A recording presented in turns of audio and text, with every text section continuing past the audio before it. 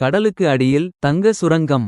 எந்த நாட்டுக்கு ஜாக்பாட் புதையல். தென் பசிபிக் பெருங்கடலில் உள்ள கடலடி எரிமலைகள் இயற்கையான தங்கத் தொழிற்சாலைகளாக செயல்படுவதை ஜெர்மனி நாட்டு விஞ்ஞானிகள் குழு கண்டு ஆச்சரியத்தில் உறைந்துள்ளனர். தன் கணக்கில் தங்கம் பசிபிக் பெருங்கடலுக்கு அடியில் கண்டுபிடித்த அவர்கள் பூமியின் ஆழத்தில் தங்கம் எப்படி உருவாகிறது என்பது குறித்த பல ஆண்டு காலத்து மர்மத்திற்கு பசிபிக் பெருங்கடலின் ஆழத்தில் விடை கிடைத்துள்ளதாக தெரிவித்தனர்.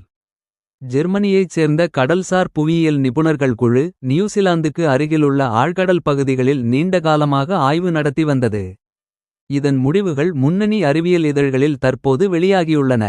பூமியின் மேற்பரப்பில் நாம் காணும் தங்கம் உண்மையில் கடலுக்கு அடியில் உள்ள மிகச் சிக்கலான புவியியல் மாற்றங்களால் உருவாகிறது என்பதை இந்த ஆய்வு விளக்குகிறது. கடலடி தரைக்கு அடியில் உள்ள புவித்தட்டுகள் ஒன்றோடு ஒன்று மோதும்போதும் நகரும்போதும் அங்கு அதீத வெப்பமும் அழுத்தமும் உருவாகிறது. இந்த அழுத்தத்தால் ஆழத்தில் உள்ள பாறைகள் உருகத் தொடங்குகின்றன.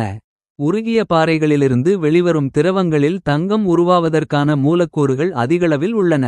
ஆராய்ச்சியாளர்கள் கடலடியில் எரிமலை குழம்பு வேகமாக குளிர்ந்து உருவான 66 எரிமலை கண்ணாடி மாதிரிகளை சேகரித்து பரிசோதித்தனர்.